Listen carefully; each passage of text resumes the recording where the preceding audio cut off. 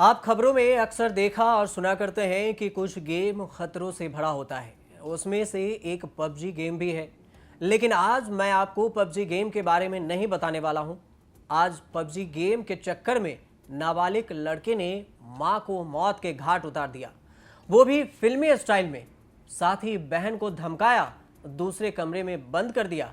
इतना ही नहीं, पहले मां को मौत के घाट उतारा, इसके बाद वो 2 दिन तक मां की लाश के साथ घर में रहा। मां के शव पर रूम फ्रेशनर छिड़कता रहा। तो क्या है इसकी पूरी कहानी और कहां की है ये पूरी कहानी? कैसे कैसे इस घटने को, वारदात को अंजाम दिया, ये पूरी कहानी आज आपको बताने वाले हैं। दरअसल ये घटना उत्तर प्रदेश के लखनऊ की है। लखनऊ में नाबालिग लड़के ने मां को मौत के घाट उतार दिया क्योंकि मां पबजी गेम खेलने से मना करती थी। यमुनापुरम कॉलोनी से 7 जून रात पुलिस कंट्रोल रूम को एक फोन किया गया कि पड़ोस के घर में तेज बदबू आ रही है और कुछ गड़बड़ी की आशंका जताई गई। रात के वक्त ही पुलिस इस मकान में पहुंचती है तो घर में एक नाबालिग भाई बहन मिलते हैं।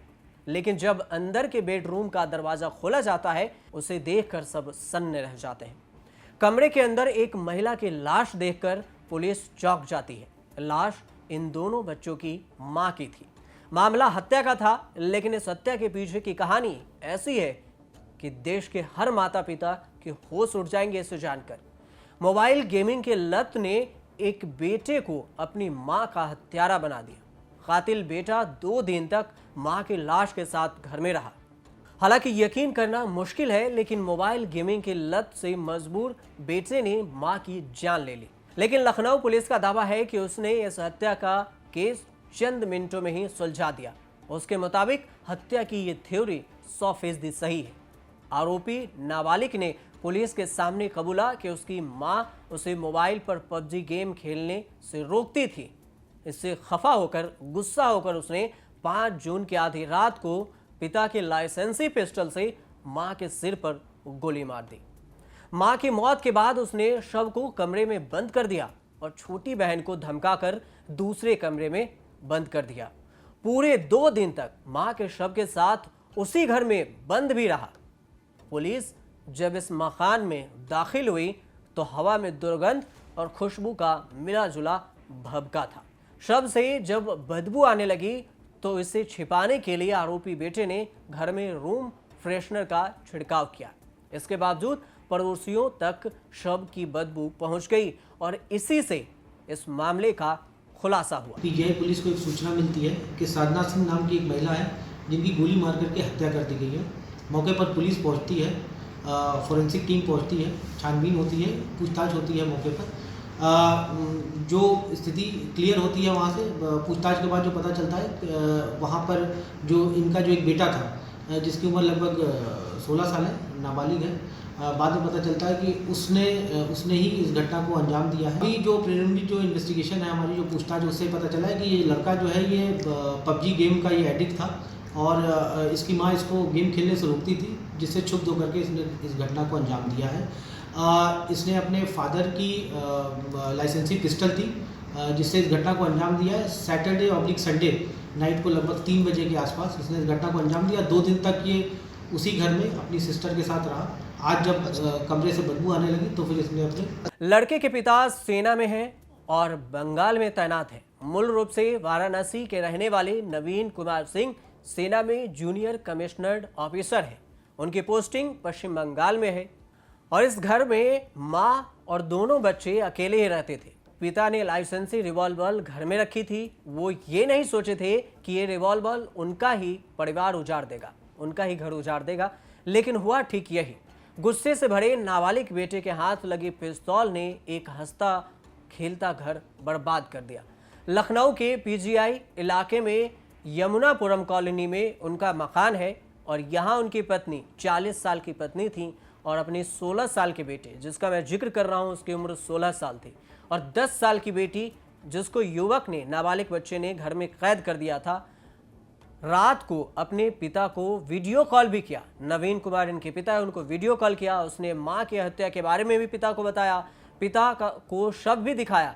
नवीन ने एक रिश्तेदार को फोन करके अपने तत्काल घर जाने के लिए कहा कि तुरंत घर जाएं। पुलिस पहुंची, घर के हालात देखे और फिर देखकर दंग रह गई। ये कितना फिल्मी स्टाइल का लग रहा है। पुलिस ने बताया कि बेटे ने घटना के बारे में जानकारी ली गई तो उसने पहले गुमराह करना शुरू कर दिया। बेटे ने कहा कि बिजली मिस्त्री घर आया था, हो सकता है कि उसी ने मां की हत्या कर दी, लेकिन कड़ी पूछताछ के बाद पूरी कहानी सामने आ गई। बेटे ने हत्या की बात स्वीकार कर ली। दूसरी तरफ पुलिस का यह भी कहना है कि साधना किसी बात से नाराज होकर बेटे को लगातार प्रताड़ित कर रही थी। साधना बेटे जो 16 साल का लड़का है उसकी मां है जिसकी हत्या कर दी। अक्टूबर में बेटे का जन्मदिन था। बर्थडे की उसी रात बेटे ने मां को कोई ऐसी शिकायत दी थी, पापा से की थी, जिसे लेकर दोनों में बहुत विवाद हुआ था। इसके बाद से साधना लगातार बेटे को प्रताड़ित कर रही थी। घटना से 2 दिन पहले 10,000 रुपये चुराने का आरोप लगाकर बेटे की बेतहाशा पिटाई की गई थी, साधना ने की थी। तभी उसने मां की हत्या करने की सोच ली थी। फिलहाल पुलिस ने बेटे को अपने संरक्षण में लेकर 10 साल की बेटी को नवीन के भाई सुपुर्द कर दिया गया है। लेकिन आप ये सोच सकते हैं कि पबजी गेम के कारण किस तरह से एक बेटे ने अपनी मां की हत्या कर दी। हालांकि इसके पीछे की कहानी क्या हुई होगी और क्या हुआ ये तो अभी भी जांच कर रहा है, लेकिन पुलिस अभी तक यही बताई है कि पबजी गेम खेलने से मना किया, जिस वजह से उनकी हत्या कर दी गई, मां की हत्या कर दी गई। अब आपको ये बताते हैं कि भारत में पबजी गेम तो बैन है, तो फिर यहाँ बच्चे पबजी गेम कैसे खेलते हैं। एपी के फाइल को डाउनलोड किया जाता है, उसके बाद उससे पबजी गेम डाउनलोड होता है और जिससे कुछ लोग गेम को खेल सकते हैं। सरकार ने 3 दिसंबर 2020 को पबजी को बैन किया था। इसके बाद से कई ब्राउजर में गेम खेला जा रहा है। गेम को एपी के फाइल से डाउनलोड किया जाता है और उस गेम को आप खेल सकते हैं। पिछले दिनों मध्य प्रदेश में भी खुलासा हुआ था कि एपी के फाइल के जरिए गेम डाउनलोड हो रहा है। इसके साथ ये भी आपको बताते हैं कि आखिर पबजी ने इन दिनों हाल ही के 1-2 साल में कितने लोगों की जान ली है और गेम की वजह से कितने की हत्या हुई है, ये भी आप जान लीजिए। कि सबसे पहले 22 अप्रैल 2022 को रायगढ़ में घर वालों ने पबजी खेलने से मना किया तो 19 साल के दुर्गा प्रसाद ने फांसी लगा ली। 11 अक्टूबर 2021 को महाराष्ट्र के जामनेर में 12वीं की छात्रा नम्रता खोड़के ने पबजी के खेल में फंसकर सुसाइड कर ली। 3 जुलाई 2020 को बुलंदशहर में 11वीं के छात्र ने पबजी गेम के डिप्रेशन में खुद को गोली मारकर सुसाइड कर लिया।